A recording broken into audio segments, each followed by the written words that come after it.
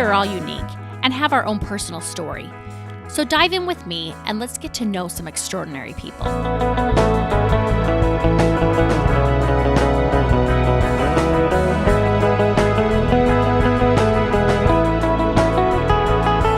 Happy Valentine's Day, guys. I have a special bonus episode today featuring my very own Valentine, David Riter. We have fun diving in, talking about parenthood, pop culture, and hobbies. I hope you enjoy the episode.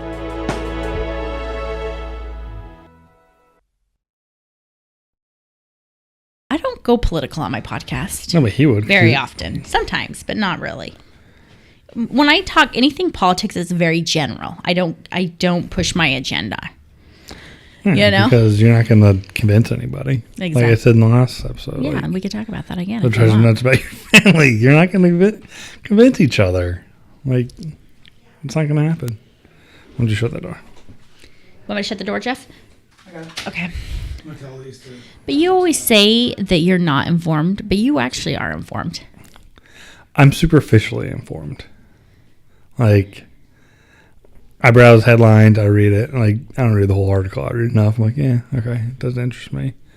I know enough, but not enough to make a valid opinion or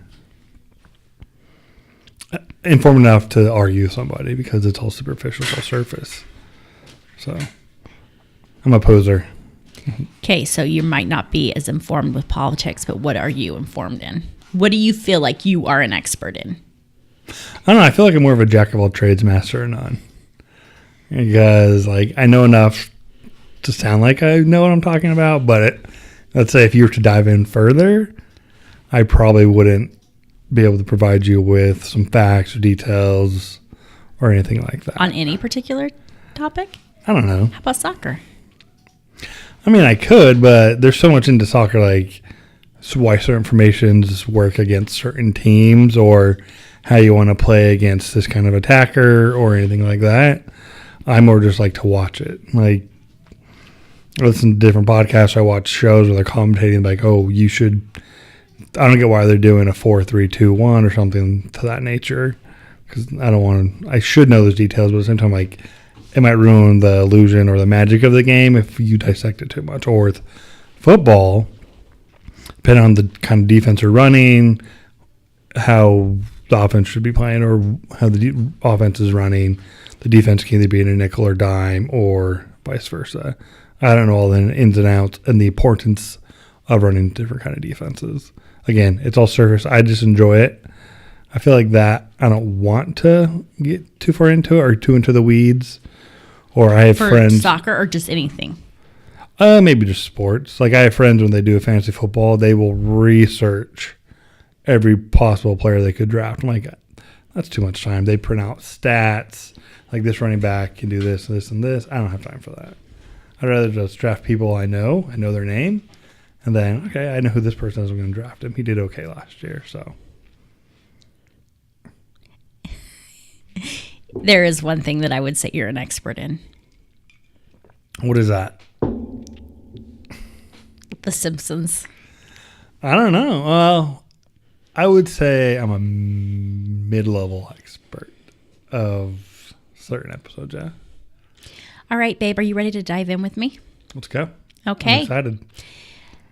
In honor of Valentine's Day, I had to have my number one come on. And that would be you. Well, thank you for having me. I'm excited. My favorite person ever. What do you want to dive in and talk about? Whatever you want. This is your format, your podcast. I'm just here to help you.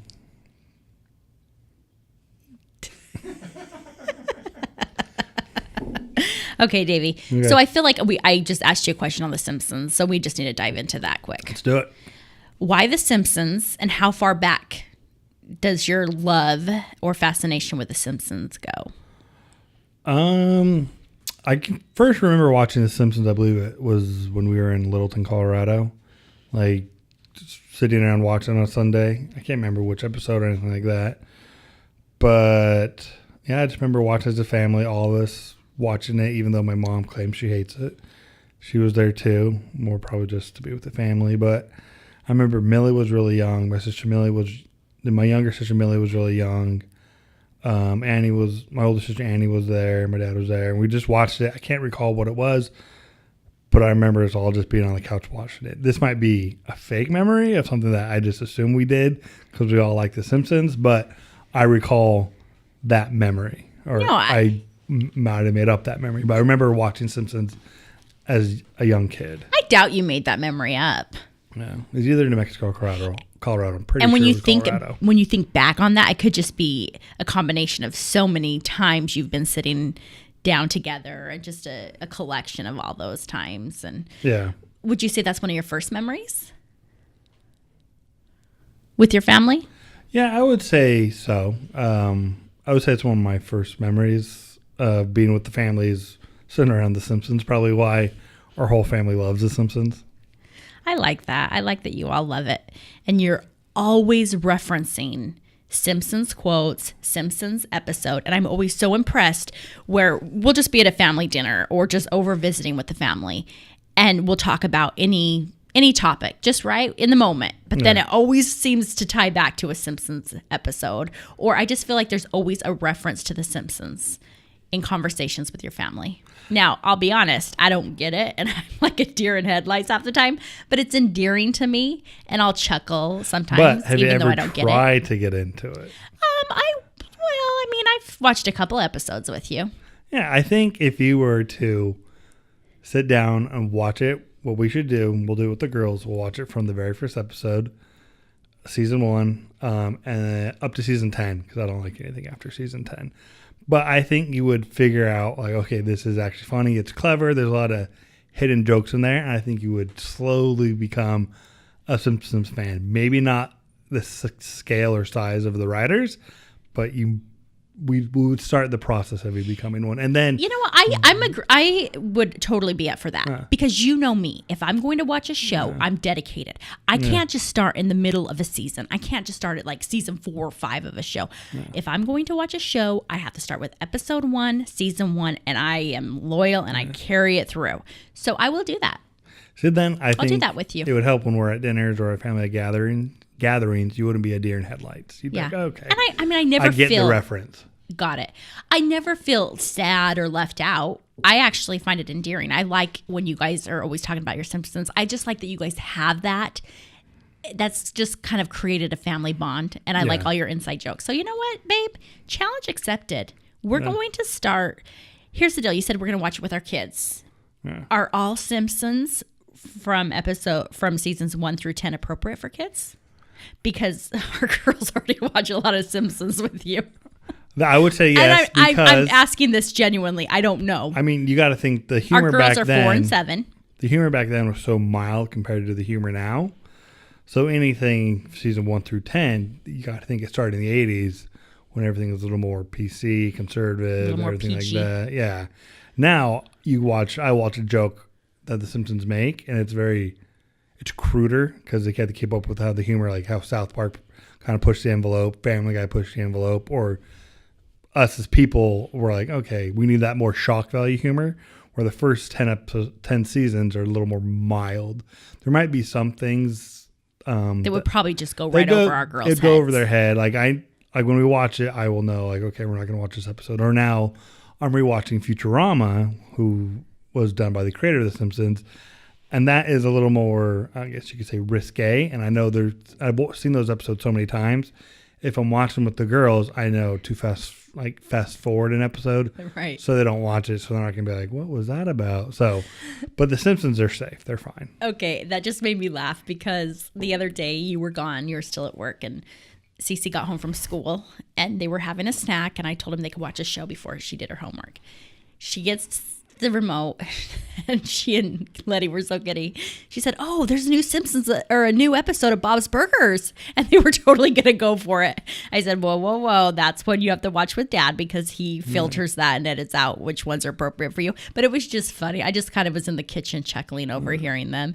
Oh, we got a new episode of Bob's Burgers. See, that makes me proud, especially because Bob's Burgers, I would say that's real subtle humor that they're not going to understand. Yeah. And it's very clever, and if the jokes are dirty, they're clever, they're kind of hidden, or they're kind of, you can consider them throwaway jokes. So I think those are Bob's Burgers is fine for the kids to watch.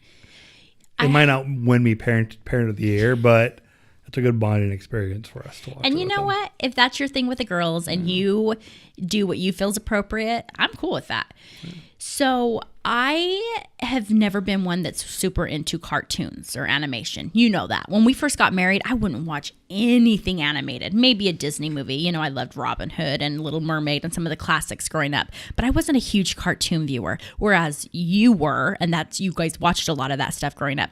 But I've learned to love that with you. And my all-time favorite that I can credit to you is American Dad. Yeah. I like American Dad. And that's kind of become our thing. And after the kid, that's one we don't watch with the kids, but that's just a fun one. New episodes start this week or next on the 11th. But you know what? I've always said that is one of the shows that I've just kind of jumped in and watched. When you're watching it, I'll jump in and enjoy an episode. That's when I should start from season 1. Pop culture. Let's talk about that. Okay, let's do it. I feel like your family's very woke. That's more to borrow a word from Rachel, woke. Woke. But anyway, pop culture. Your family, one of the many things I do love about your family, there's always a text string conversation going on with the Riter family. And I'm talking multiple texts a day. I do have to put it on the setting of, what is the setting where you don't get the alerts? You turn off notifications? Yes. I do that with my soccer group text also. Okay. So I turn off the notifications. I still want to receive them, but when I'm sitting in a meeting or a conference call, it's like every 2 seconds because you just don't know when these texts are going to come up. Yeah. And I would say some days I'll get like 30 texts from the Riter family, which is fun and it's entertaining and I enjoy going back and reading them. But anyway, those texts are full of a lot of Simpsons references, as mentioned before, a lot of memes, but just a lot of references to pop culture. Where did the Riter family, where do you think your love and appreciation for pop culture stem from? I mean, I feel like it's just gone back to the beginning. Yeah, I don't know. I wouldn't say it's all pop culture because maybe my parents aren't as woke as we are, you could say, so they might not get some of the jokes. But I would say if it's anything, especially Simpsons related, Star Wars related, even anything kind of in that vein we'd usually make jokes on. I don't know. We've always been a family that is into that stuff. I don't know what it stems from because I don't know if my parents were into that when they were young. They like pop culture. I know my dad was a Star Wars fan when he grew up. But yeah, I don't know where we got that from. I imagine it's just because it's funny and entertaining. Yeah, it's entertaining. It's funny. We like funny things. And I'm glad that we haven't scared you, Landon, or Jared off. No, I love it. One of the first things that I just really found endearing about your family, one of the first times I was at your family's house when we were still dating, going upstairs into your TV room. Yeah. And on the walls are all these posters. Think back when you go to like Disneyland or Universal Studios, you take a family photo and then they put your names into like Simpsons caricatures or Star Wars or Indiana Jones. But you know what I'm talking about? You go and you take these pictures and you get these posters, right, with your faces in them. Yeah. But all the themed posters. But I love going to your house and upstairs in your family room. You have a ton of those posters, like an Indiana Jones one with your faces. My dad's Han Solo, my dad's Indiana Jones. Yeah. Nate, some other character. And Rachel's, I think, might be one. Millie's Princess Leia. Yeah. But it's just fascinating to me to see how different families are. Okay, let's talk about our families are super different in so many ways, but I feel like we do have a few similarities, but for the most part, we're very different. Your parents are a lot younger than my parents. You're the second oldest of 5. I'm the 6th of 7. So there's just a big age gap there. In fact, we were thinking, I think my oldest brother's only maybe 10 years younger than your mom, if even. Yeah, I think that's right. Actually, less than 10 years. I think my oldest brother is less than 10 years younger than your mom. So just to kind of paint the picture, but just completely different families. But for example, growing up, I don't think I ever had a poster. Like our family ever had a poster of like we'd go to amusement parks and we'd do these things, but we wouldn't come home with posters. Yeah. You know what I mean? But I love that that's something that you guys have just embraced, and that's just something that you guys do. When we go to Disneyland, your dad is the one that he buys the photo pass and we get all the stage, the photos. It's just a lot of fun. In fact, we're going to Disneyland with your parents tomorrow. Yeah, heading over there tonight. So, but yeah, it's just a lot of fun. I would say, and I'm not saying this in a disrespectful way, but I feel like your family is just a little more young at heart and playful. Not saying that my family wasn't playful, because we certainly were. It just a little bit of a different dynamic. Does that make sense? Yeah. I'm not coming across negative, right? Because I'm okay. Did you have a good childhood? I did. I enjoyed it. We moved around a lot. I lived in all the Four Corner states a few times. I didn't mind it. Yeah, I had a good childhood. My parents were very involved. We played sports. Yeah, I had a good childhood. Okay, talk to me about your dad, because you always say, and parents are different, right? And the way they express love to you. And something that you always talk to me about is the way in which your dad expressed his love for you. How? What was... Oh, so I wouldn't say my dad's the most loving person. In terms of like lovey-dovey, cuddle, yeah, hugs. He wasn't very, I wouldn't say he wasn't very affectionate. I don't remember him saying like, I love you a lot. Maybe just because he was my dad, I'm the son. Maybe we didn't have like a type of relationship. I don't know if he said that to my sisters a lot either, but when he didn't say I love you, he would do other things. He was always the coach of our sports teams. If we had like high school games or anything like that, and he was out of town, he would rearrange his schedule in order to make it to those games. He traveled a lot for work. Yeah. So he would fly home early, fly home late, leave late, whatever it would be, in order to watch the games. Any of our siblings, any of my siblings. I didn't really realize that was his way of showing love until I left the house and I was on my way to Argentina. That it kind of dawned on me like, oh, this is how he shows his love. Also because when he was growing up, his house was probably not that affectionate from what I understand of his upbringing. Right. It's interesting. Why were you going to Argentina? I went to Argentina to serve a mission for my church. I was in the mission Bahia Blanca. Tell us what your dad told you about coming home in a body bag. He said, you can't come home. The only way you can come home is if you're in a body bag. Meaning you can't come home until you complete your mission. Complete my mission or I die. So basically, there was no option of you going on a mission and calling it quits early. I had to tough it out, which, was a good thing because I feel like a lot of people nowadays, if it gets tough, they quit. But I remember being there in the first 6 weeks, I don't speak the language. My companion was I had a good companion, but I didn't speak the language. I didn't know what I was doing. Our apartment we lived in had mold. My suits got mold on it. And I kept thinking, if I break my leg, can I get sent home? If I fall and break my arm, if I do this, am I able to get sent home? How long was your mission? 2 years. Fast 2 years or slow 2 years? Depended on my companion and depended on the area I was in. But looking back now, I went by fast. I think about it a lot. I'm glad I went to Argentina, even though they've let me down the past few soccer tournaments they've been in, especially since I lost to Chile in 2 of them. But we'll get to that later. But I enjoyed it. It went by fast. Let's get to that later because that's some good stuff. No, it's not. So it did go by fast overall? Yeah, overall. And I learned to appreciate meat more than I did. I didn't eat a lot of meat before I left my mission, and now it's one of my favorite things I eat. Because you got some good beef in Argentina. They're known for good beef. What was a typical day like for you as a missionary? Wake up, study, leave, try to teach people, come home for lunch, and the whole country of Argentina shuts down for the siesta. So from 11 to 2, you can't do anything because if you wake people up, they're going to get mad. So we'd eat lunch, study a little bit, and I would take like an hour nap each day and then wake up from my nap and go out and proselyte the rest of the day. So that's a hard thing. I mean, you were young. How old were you? 19? I was 19. First time really living outside of the house. Do you feel like you grew up a lot in those 2 years?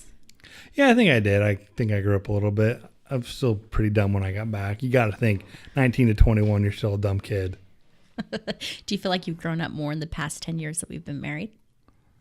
Yeah, I guess you've done a pretty good job helping me grow up. But I like to think that we've improved each other over these past 10 years. I would have to agree. But, and I don't want you to, I hope I'm not going to offend you by this comment, but you are very much a kid at heart. You're also very mature, don't get me wrong, and you work full time and you provide for your family and you're a great dad, but you're a kid at heart. And I like that. What I like is that you have carried things that were dear to you or just very prominent in your childhood, just an important piece of you in your childhood. Yeah. You carried those into adulthood, and it's been fun to see that. And then you're introducing our girls to some of these things. For example, Legos. Okay. Let's talk about hobbies because you love hobbies. One of them, Legos. Yes. Let's dive in, lover. Okay. What do you want to know about Legos? Okay. You have loved Legos since you were a kid. Yep. Do you remember your first Lego set you ever received? Or what's one of your earliest memories of a Lego? Earliest memories of a Lego, I know it was a space one. Again, it was in Colorado. I guess that's when I really started remembering things. I was in Colorado. I think that was second grade. I think it was one of my siblings' birthdays, either Millie or Annie's. For some reason, I got a Lego present because I guess my parents didn't want us to feel bad. So I got a present. It was a small little, probably $5, $10 set. It was a space one. It had like neon see-through like parts to it because that was like how you could define if it was space. That was probably my first set I remember, but I'm assuming I got other sets before then. Mm-hmm. But that's the first one I can remember, and it just has grown since then. It did stall out a little bit while I was in high school until probably about 6-7 years ago, but it's always kind of been there. I was always looking at Legos whenever we'd go to the store, and it's just amazing to see how much they progressed since then, because when I was a kid, they were kind of more blocky or not as sophisticated, you could say, to what they are now, where, I had the Disney World castle, I had the Simpsons house. It's amazing how much they've gotten better, the molds have gotten better, the details have gotten better. So what is it about Lego? Like, what is it about Lego that you enjoy, other than the details? I would say I like just to one of my favorite things are to put on music or a podcast, empty out all the bags so all the pieces are on there and just follow the instructions. So you like to build sets, right? Yeah. Versus you don't do free build. No, I don't have the time to do free build. I don't want to think about it. So I like to just put on music, or like I said, put on music or a podcast to kind of zone out. Because at work, you have to make decisions all day. When I'm at home, I have to raise kids. I have to make decisions. I have to, like I said, when I'm at work, make decisions that can either have a huge financial impact, or there can be repercussions if something's not done right, and that kind of all that pressure. So when you're building Lego and you're kind of told what to do, it's kind of relaxing. Like, okay, this piece goes here, this piece goes here, this piece goes there. And also, like I said, mentioned earlier, the way the creators are building the Legos, the techniques they use are pretty neat. Like some of the sets I have, they're pretty sophisticated. Like, oh, I would have never thought to use these pieces to get that design. So I like kind of with the newer sets being able to, okay, this set is different because of this. This has value to me because it's a new technique. And again, I just kind of like following the instructions to get the end result, because the end result is what I want. So this is essentially, it's a release for you. Yeah. It's a way to just zone out, yeah. Just a release from your responsibilities. That's interesting. And see, you and I are a lot alike in some ways, but we're opposites in a lot of ways. Yeah. One of my releases is I love just to go to the movies by myself. That's like, to me, that is truly zoning out. And I thought that was so weird when we first got married, but then I did it and I was like, I get it. You get it. This is kind of nice. But here's the deal, Davey. We've been married for 10 years. We have a playroom full of like Legos displayed and some really impressive sets. I have never assembled a Lego.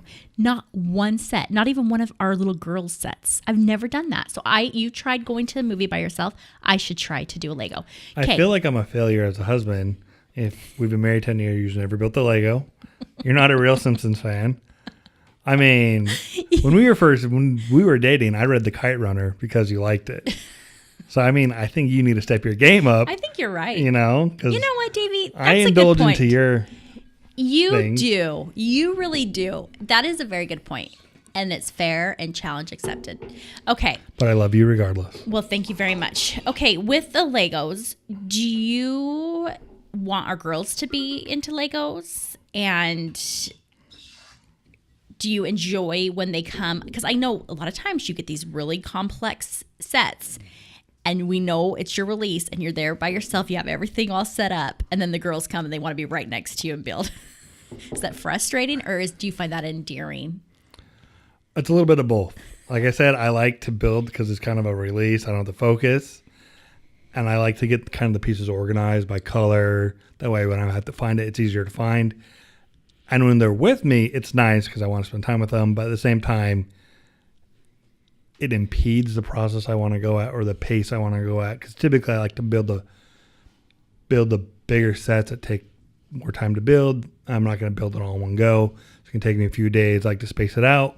So I like when they're by me, but at the same time, it can slow my roll. But I'm not going to tell them to go away because then they won't want to be in the Legos. They're going to have a bad, Legos, that's what Dad likes to do by himself. So I would love them to be into it because then I can expand my my collection and I can tell them, hey, don't you really want this set? And then I'll use it for my own gains. So I will influence them to get things they might not want when secretly I want. So short answer, yes, I like when they're with me. And that's being a good father, Davey, because, yeah, you just want to get in the zone and do your thing and you need your release. And a lot of times you're doing the Legos to just escape from reality, right? Yeah. And responsibilities of working, being a dad.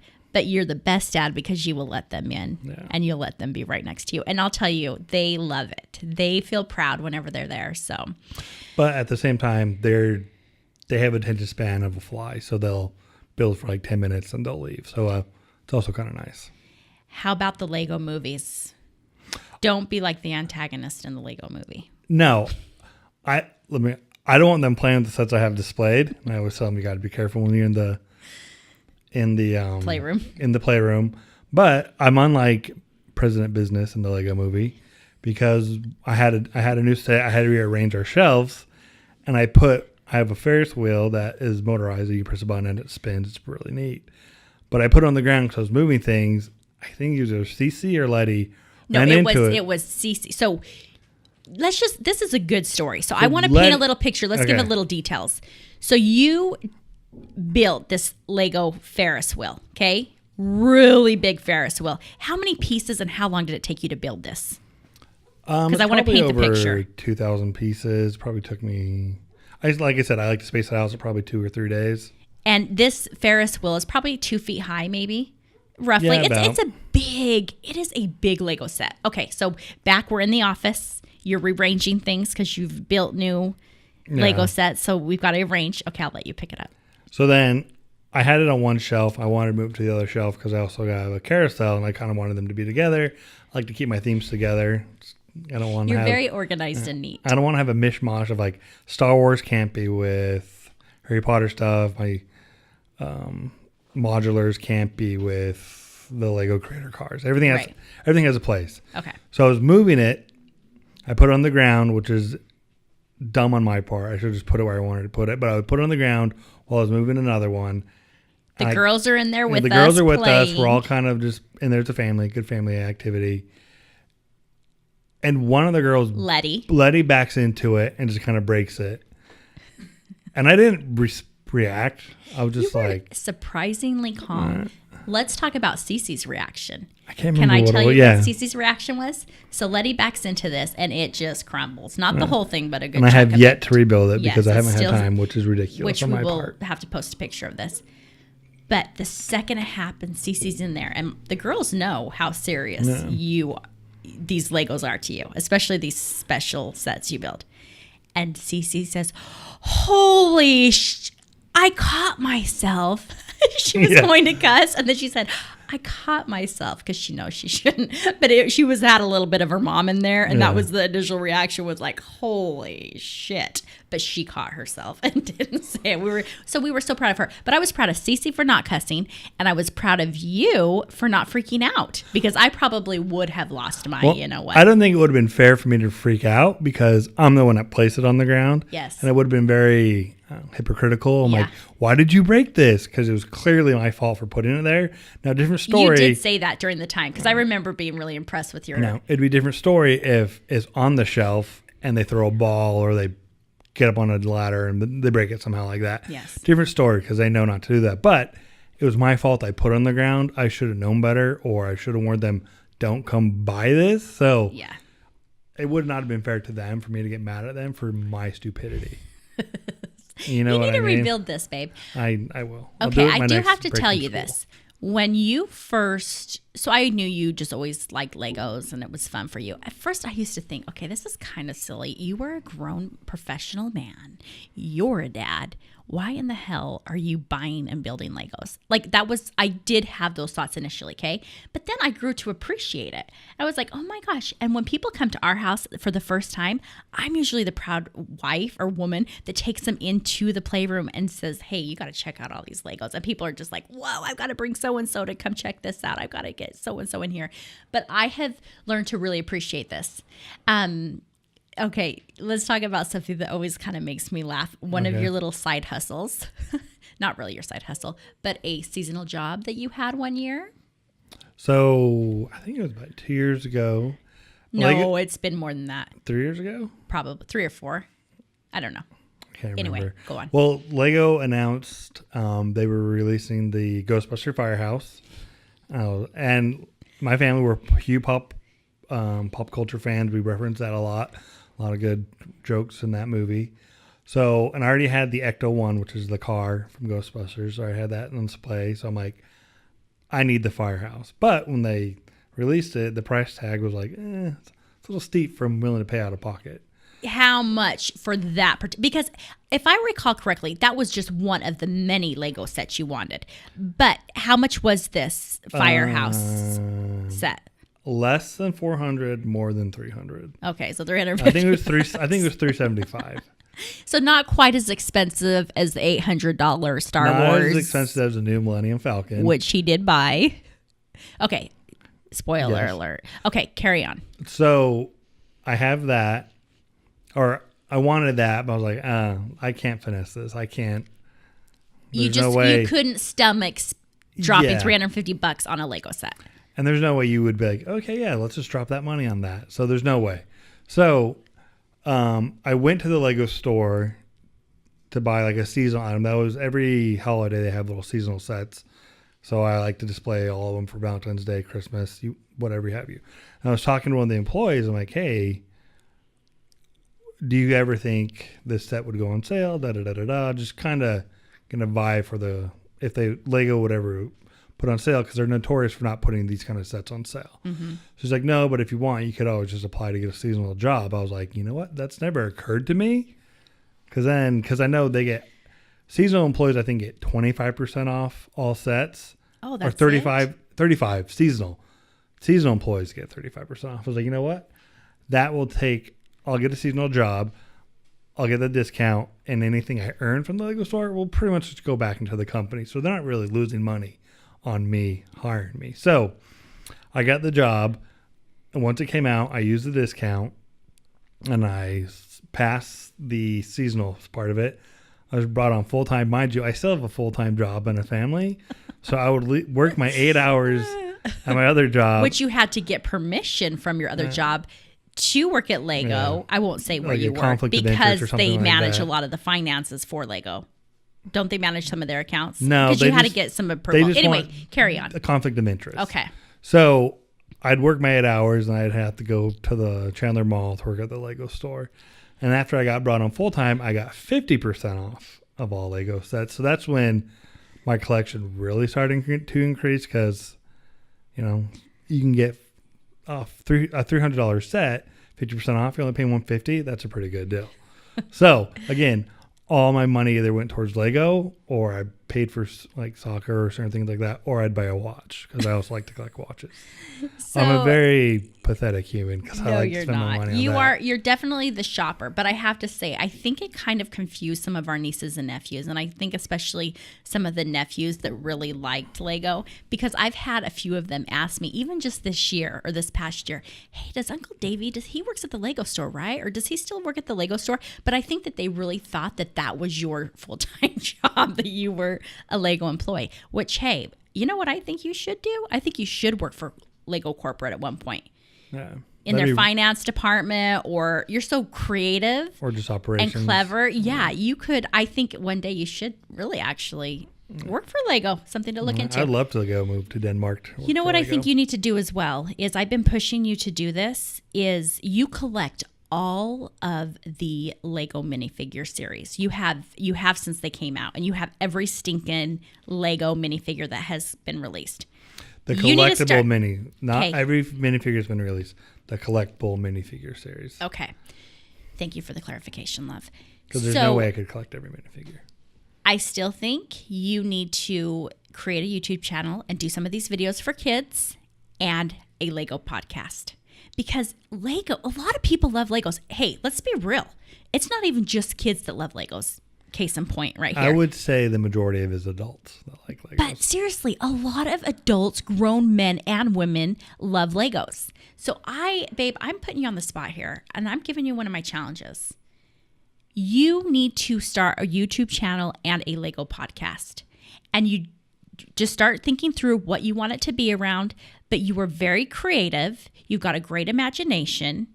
And you're just fun, and you're a kid at heart, and I mean that with all respect. That is not an insult, but you would be great at it, and I think you would have a great audience. So, do you accept my challenge? I'm not giving you a deadline, but I want you to start taking the thought seriously and doing it, because you'd have fun with it. I will reluctantly accept your challenge, and I will think of things to do when I get my next break from school. Okay.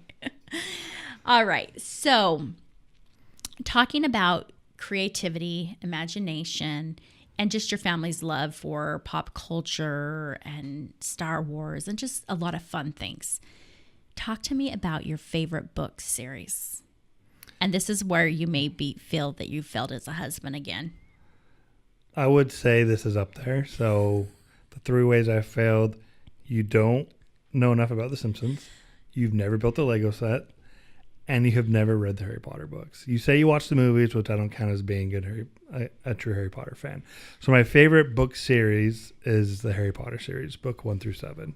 I've also read the Cursed Child play. It's okay. I don't consider it in the canon of Harry Potter, but that is my favorite book series.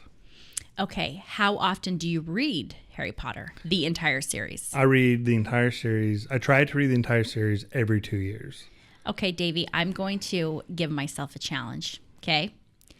When you start up the series, all 7 books, okay, I think you have like in a year and a half, you'll be starting this up again. No, I'll start it when I'm going to give myself a challenge.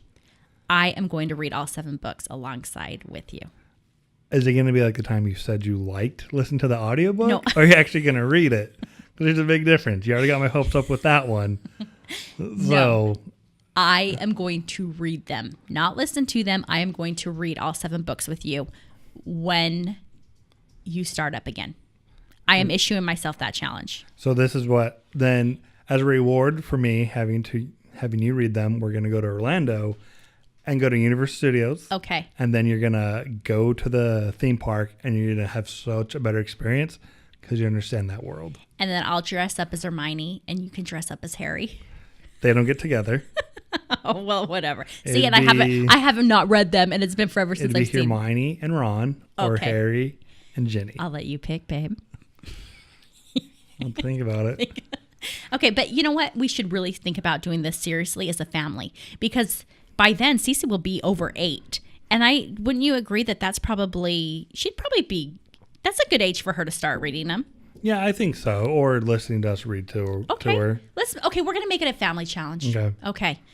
Harry Potter, we will come for you. 2020. Yeah. Drink that butterbeer. Okay. Butterbeer. Yum, yum, yum. Okay. What? It was funny. So I know you don't like me to sing your praises because it makes you feel uncomfortable and awkward. I'm feeling it right now, yeah. Okay, then I won't say it. When you said how creative I was like, don't talk about that. Okay, Davey, why? Let's talk about why you don't like me singing your praises and I don't talking like when you up. attention's on me. Like, it was just my birthday. I told my manager at work, I'm like, I don't want people knowing when my birthday is. But why is it that what do you think it is that just makes you not want the extra attention? I don't know. It's like, I won't wear certain colors. Like, I won't wear a bright red shirt because I think it's going to draw attention to myself. I don't know. I'd rather be in the shadows or be in a crowd than being the center of attention. I don't like it. That's why I will never let you throw me a surprise birthday party, because that sounds like the worst thing in the world. What if I ever did throw you a surprise birthday party? I would open it, get yelled surprise, and I'd leave. Would you really leave? Yeah. That sounds terrible to me. And I don't want my personal life and people that... Your work and your professional. Your professional and your personal life, you don't like to mix. I don't need those to mix. That sounds terrible to me. It's like separation of church and state. There needs to be that divider. And again, I don't want that attention on me. That sounds terrible. Okay. For everyone to be there for one purpose, to see me. No, thank you. Okay. That sounds, no. I don't think you would leave. The reason why. Let's test it. You would probably, okay. You just gave me permission to throw you a surprise birthday party. I take that back. Let's never test it. Here's the deal. And again, I'm going to make you feel uncomfortable here. But you know what, babe? It's my podcast, so You just got a deal. You are the nicest guy. You really are a very nice guy. You have a great heart. You would probably be pissed at me inside and upset for probably the first 5 minutes. But then I would say longer than 5 minutes. I don't know. You know why? Because I'd come in, they'd yell surprise. I'd turn beet red, and I hate when I get beet red because I get sweaty and I overthink it. I think, they're looking at me. I turn red. Then I think about, I'm turning red. I get redder. I get sweatier. No, I don't want any of that. That sounds terrible. But at the end of the day, I think I'm turning red thinking about it. You're not. No, I don't want that at all. Okay, so I will never throw you a surprise birthday party, but you would stay because that's the kind of person you are. And you would be upset at first, but then you would go in and you would be mingling with all your friends and family. And I think you would enjoy it in the end. But here's the deal.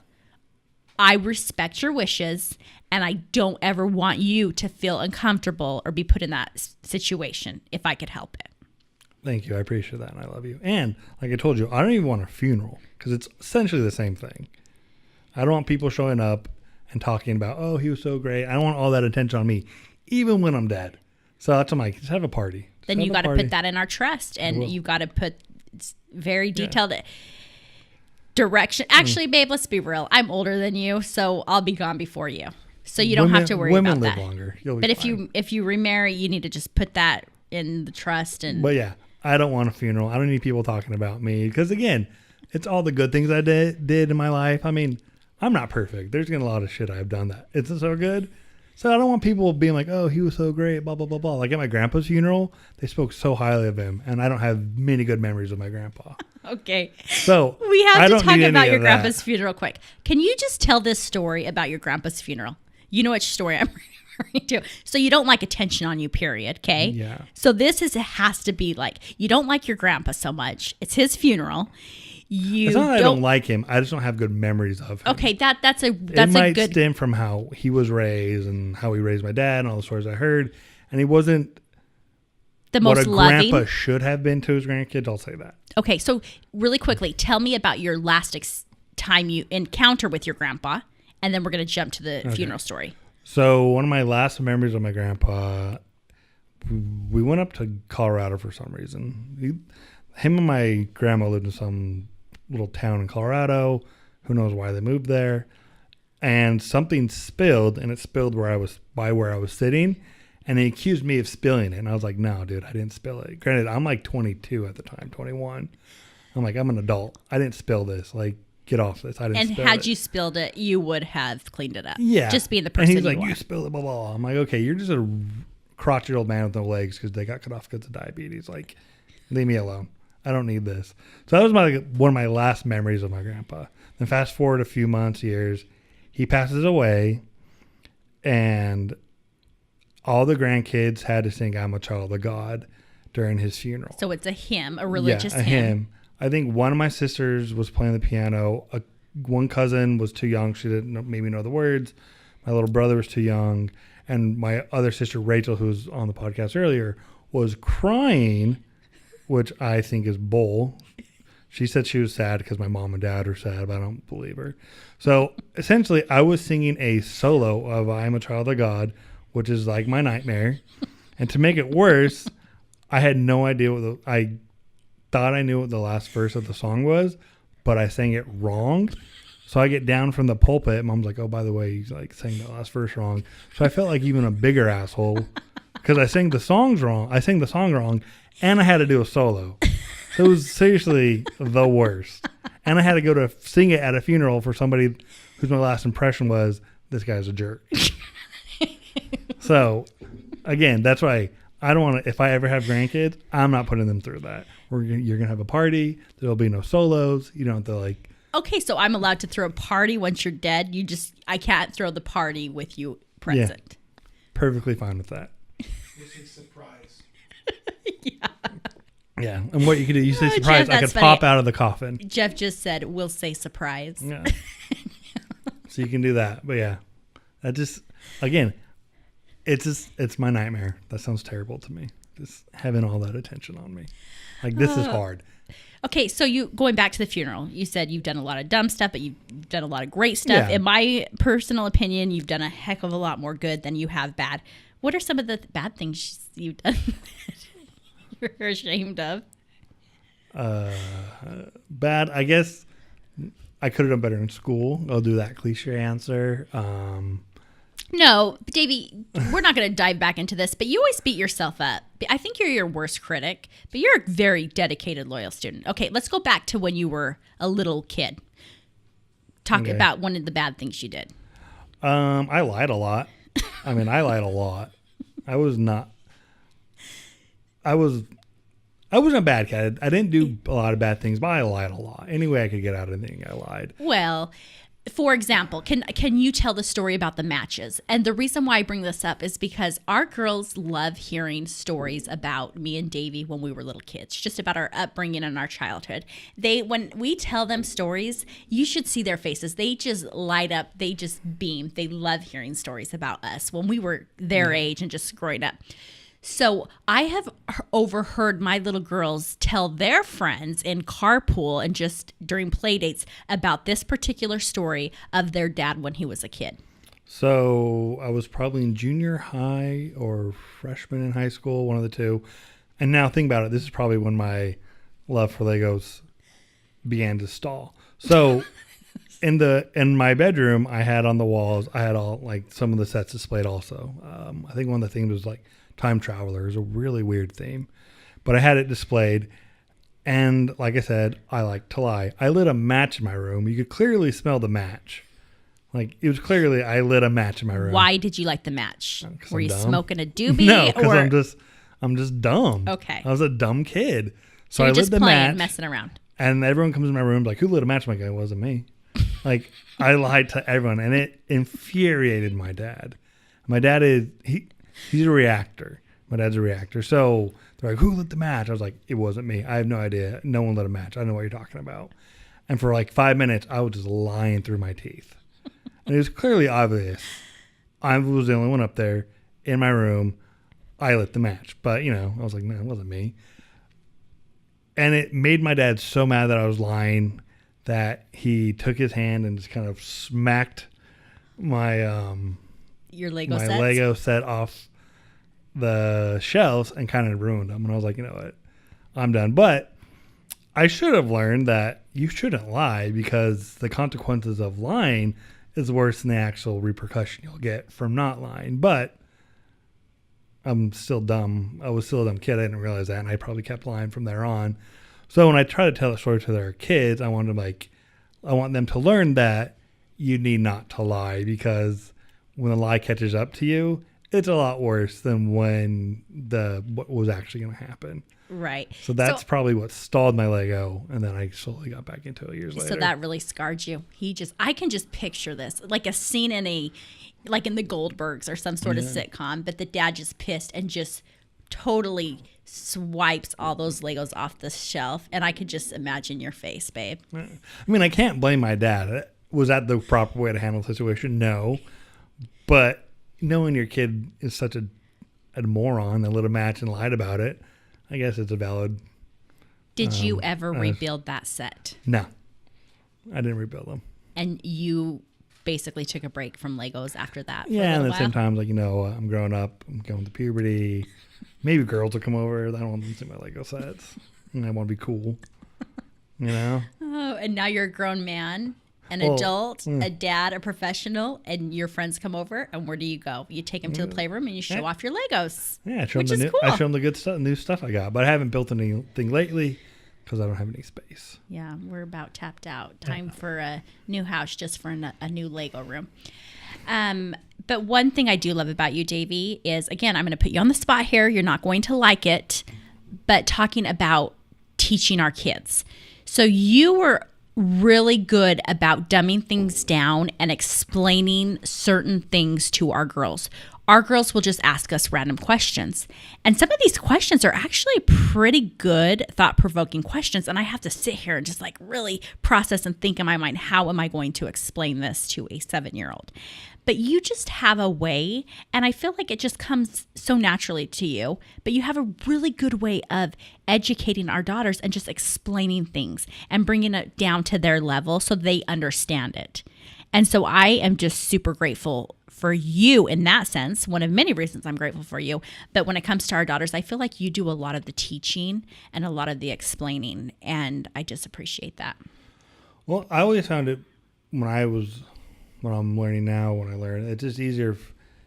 I remember, I think it was in the office, they said KISS, keep it simple, stupid, right? Meaning if I can give them this like a real long answer, very scientific, blah, blah, blah, blah, blah, they're not going to get it. They're not going to remember it. And I'm the same way. I'd rather have it be simple, in simple terms. I can just digest, like, okay, this would make sense to me. I got it. And you don't need to explain something that in depth and that detail to some, like a 7-year-old. They're not going to need to know all that. Or they're going to zone out after a little while. I think like someone asked, I think maybe asked your dad or something church related. And you don't need to go into that much detail. You just do the basics. Mm-hmm. Again, keep it simple, stupid. And then once you got that, you're fine. Like they can then, once you provide them with like a basic answer, a good foundation, they can build on top of it. Mm-hmm. They can be, okay, I know, one of the questions, how we breathe or something like that. We have muscles in our body with our lungs. The lungs have these in them. Mm-hmm. Then from there, they can have that base knowledge and they can grow it to what they want or pursue what they want. Yeah. Again, just keep it simple. Yeah, and you're really good at that. So that's been great. But again, once they start asking questions about their body and why it's changing, that's going to you. I'm not dealing with that at all. So I won't touch that with a 10-foot pole. So I get the puberty and all I got to deal with all the teenage girl stuff. Now, if we had a boy, I would answer his questions like, hey, why did I have this dream? I'm like, hey, this was going on with your body. How would you explain that? Say we have a son. And he has a wet dream? Yes. How would you break that down and explain that to our son? I'm like, so son, your body's going through changes. You might notice you're getting hair where you haven't had hair before. That's a quote from The Simpsons. See, case in point.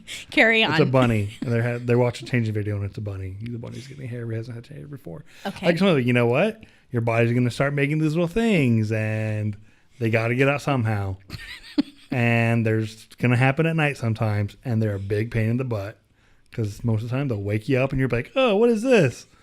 So I'd explain it that way. I'd keep it simple enough to provide him with some details.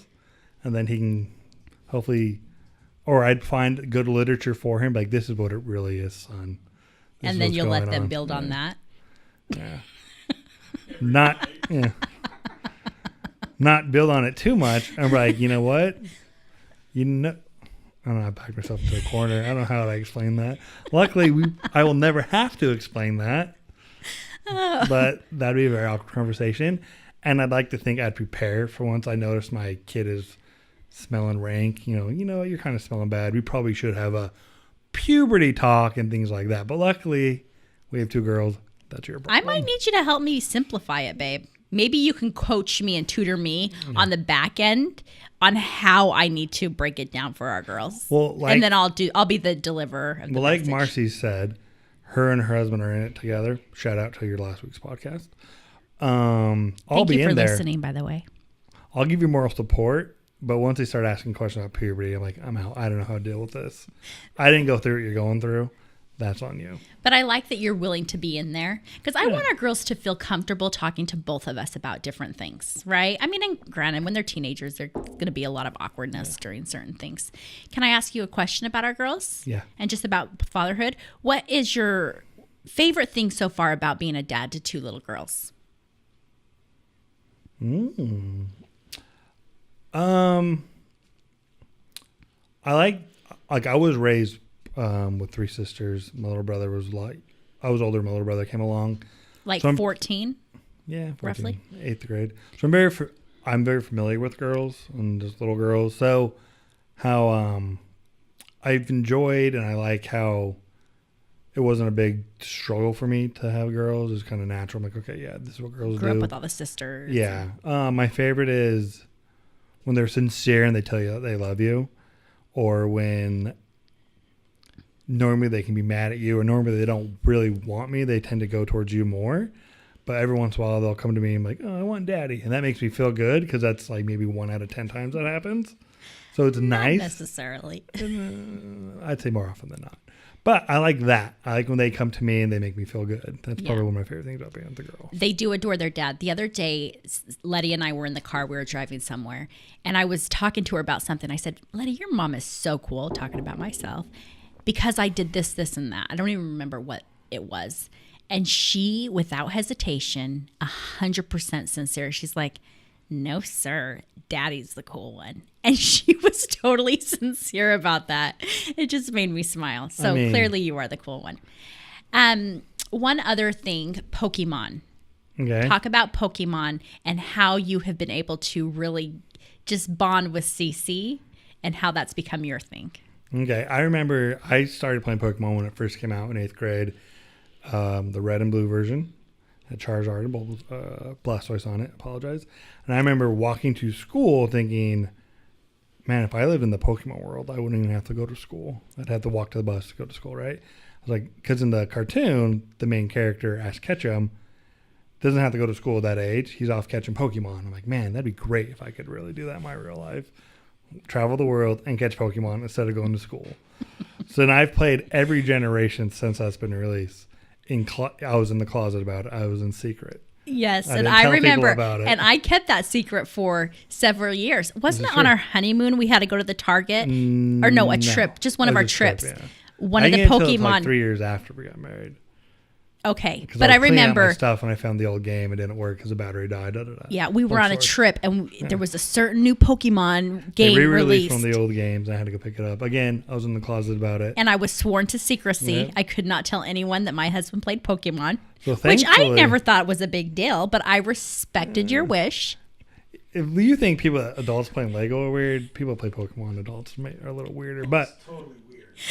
But thankfully, Pokemon Go came out, and it's made it a little more acceptable in the public eye. It's still probably kind of odd. I'm actually shocked you just revealed this on my podcast because I still have We're not gonna told have anybody. Jeff edit this out. No, we aren't. Jeff, you're going to edit this out. Nope, it's my podcast, babe. I've got the rights on this. So, like I was saying, Pokemon Go has made it a little more socially acceptable to play it. And, like, I've picked, again, like I said, I've picked up all the games that have come out recently. I play them. I still have yet to pick up the new game that came out on the Nintendo Switch because we don't have one.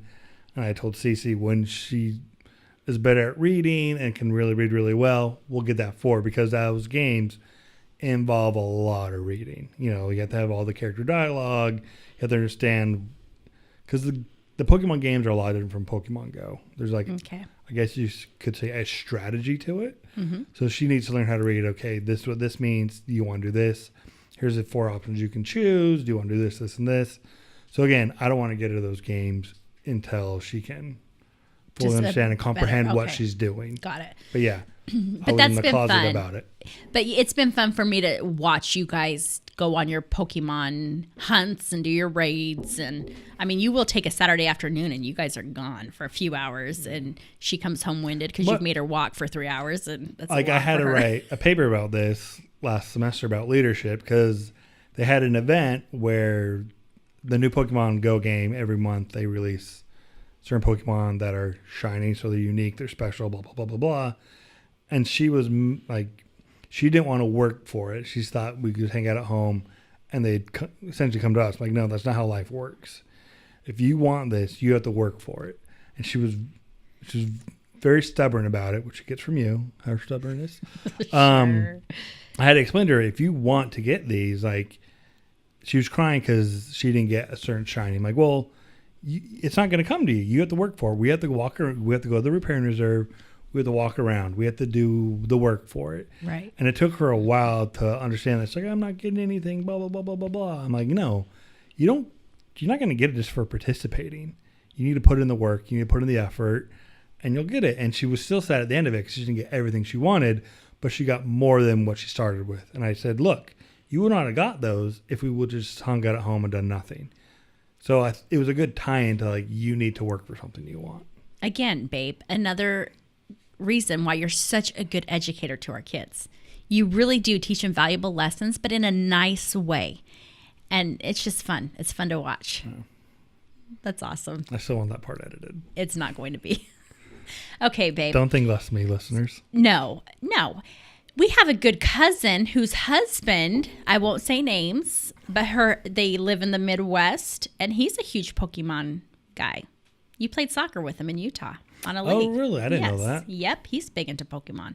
Dick's into it. And Dick, our brother-in-law, yeah. He's very into Pokemon So Go. there's no shame in it. But babe, I love you. I love that you're a kid at heart, but you're also very mature and you take good care of us, and you're awesome.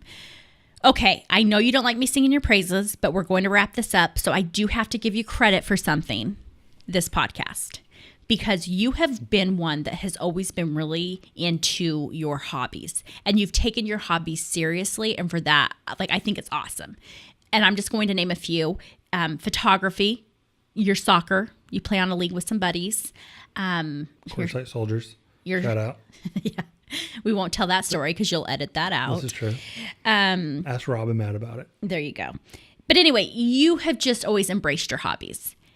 I've never really had a hobby, and you have always encouraged me to get one. I mean, you're always trying to tell me you can do this, this, or this, and you've just been my cheerleader.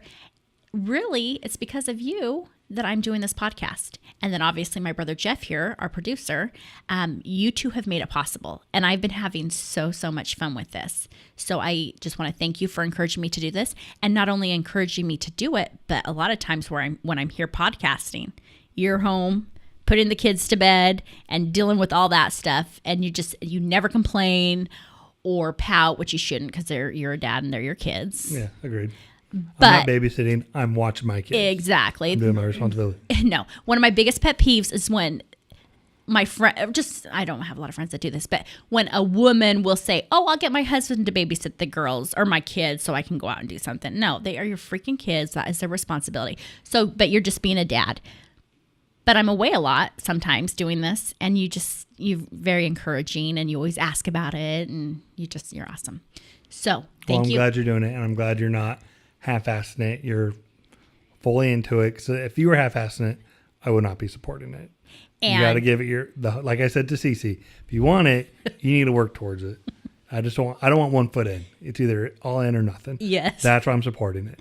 And I appreciate that, babe. And so that's why I'm grateful for you, and I'm grateful for Jeff, because he's the one that I can thank for not half-assing it. Shout out to Wisecast. Exactly. Okay, babe. It's been fun diving in, and I'm having you back. Okay. My number one, and this is in honor of Valentine's Day. So thanks for being mine. Thanks for being my Valentine. Love you. Love you too. Jeff, we are done.